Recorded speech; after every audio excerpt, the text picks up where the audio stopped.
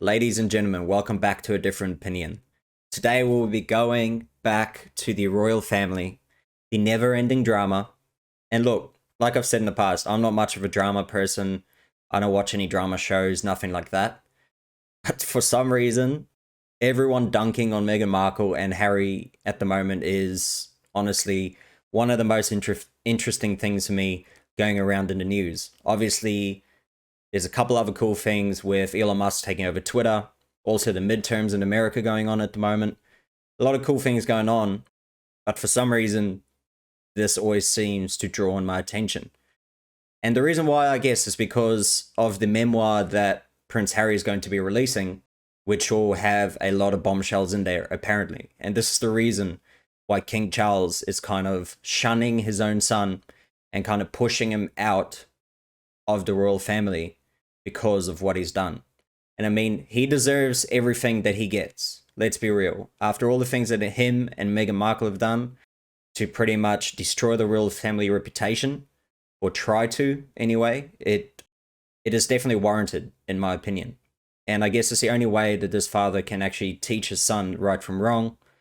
And I'm hoping that kind of Harry learns from his lessons and gets out of this marriage with Meghan Markle, right? Because it's not her first marriage, which I only just found out, which is so interesting. So before we jump into these articles, if you do want to support the channel, please subscribe below the video. Also like the video and also comment with your opinions. Let me know what you think. I want to know what's going to happen in that book. At the same time, I'm not going to buy it because I don't want to support him. But at the same time, I do want to know, and I will find a way to read it. So let's jump into this. Prince Harry and Prince Andrew's wreaths removed from display commemorating war dead. So the dead from the war.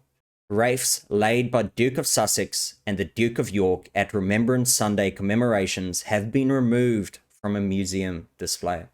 So if you're wondering what a wreath is, in case if you don't know, this is what it looks like here. So it's like, you know, a circular thing of flowers and all that. So yet other wreaths laid by senior royals over the years remain on show at the Poppy Factory, allowing visitors to look at the tributes left to Britain's war dead. UK media is reporting the move will be seen as another sign Prince Harry and his uncle are being erased from the royal family. And I mean, yeah, Prince Andrew definitely deserves it as well. That dude, from evidence, I mean, is a scumbag, but nothing has been actually charged. So I guess, you know, the old saying, innocent until proven guilty. But yeah, we all know he's not a very, very great person, right? So 2 years ago, Prince Harry left his place as a senior working royal to pursue a life in financial independence with Meghan in the United States. In 2019, Prince Andrew was forced to retire from public life over his connections to sex offender Jeffrey Epstein. And that's the thing too, like with the Prince Harry and Meghan Markle thing, how they want to have financial independence, but they keep asking for these titles. Like they deserve something, like, you know, I don't work for it, but I deserve to have the His Royal Highness, Her Royal Highness titles. Because, no offense, like out of everything, if you do listen to Meghan Markle's podcast, if you listen to anything she talks about, really, she always talks like she's above people, right? She envisions herself as a proper princess, but literally the only thing she's done is married a prince. And look how that's turned out. In September, both appeared alongside members of the royal family for mourning events in the days after the death of Queen Elizabeth. But each were denied the right to wear the military uniforms throughout, given special exemptions only when they stood vigil at the coffin of the late monarch. Prince Harry served 10 years in the army, seeing active duty twice in Afghanistan, while Prince Andrew fought in the Falklands War. You can see that's also some wreaths left there by the king. So a source at the Poppy Factory in Richmond, southwest of London, told the Mirror, Harry used to have his wreath on display in the centre's old exhibition area, but it isn't anymore. That's gold. Meghan Markle's old divorce. Long before there was a relationship between Meghan Markle and Prince Harry, the actress was married to Trevor Engelson. The couple split in August 2013. Meghan's popularity, thanks to her role in the TV series Suits, is said to have put pressure on their marriage. A few years later, Meghan Markle would marry Prince Harry. I won't say Prince Harry again because obviously they messed up in the article. But like I've said in the past with Meghan, how she attacked, you know, her role on Deal or No Deal. She tries to say that pretty much women that get sexualized in movies or shows or whatever, you know, don't deserve to have to do that. But at the same time, they're being paid for the role. They know what the role is. They don't care about doing it. It advances their career. And she did the exact same thing. But now for some reason she thinks that she's better than everyone, and she regrets ever doing it, even though it helped her career. And let's be real, she probably wouldn't be married to Prince Harry if she didn't do these roles. Let's be honest. And this is also what I wanted to know really is, so the real reason Queen Elizabeth allegedly firmly denied Prince Harry and Meghan Markle's inappropriate request. So what this is about where they wanted to live after their marriage. While most people go house hunting and buy the home they want to live in, the royals are generally gifted properties by the reigning monarchs, right? So Windsor Castle, home to members of the blue-blooded family for nearly 1,000, has housed many high-profile members throughout history. Most recently, the late Queen Elizabeth and Prince Philip resided on the property, as did the Prince and Princess of Wales, and Prince Andrew with his ex-wife Fergie. However, when it came time to choose a home for Prince Harry and Meghan Markle, the former Suits star reportedly made an inappropriate request to the late Queen.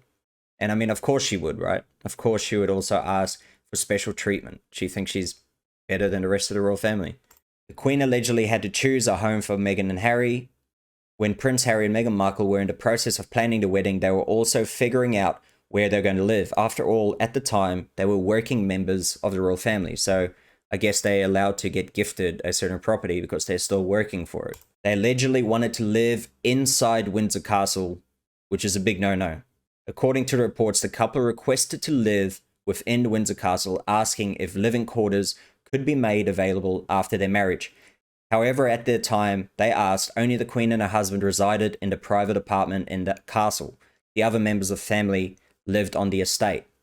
However, the Queen deemed it inappropriate for the couple and firmly rejected the request. She went on to politely but firmly suggest the couple live in Frogmore Cottage instead. And about that as well, she allegedly sacrificed her privacy to give them Frogmore. So Katie Nicholl, in her book, The New Royals, described Frogmore as a big deal and hoped that the couple would respect her generosity. The cottage was a big deal. The Queen's entrance into the gardens is right next to the cottage. It is essentially her backyard, her solitude, and her privacy, she said. So I guess for the Queen, that's a big deal, right? Being right there. She wouldn't just be able to walk around how she wants because now she's got to worry about two people looking at her, right? And then, just to show you a little bit, the opposite side again, right?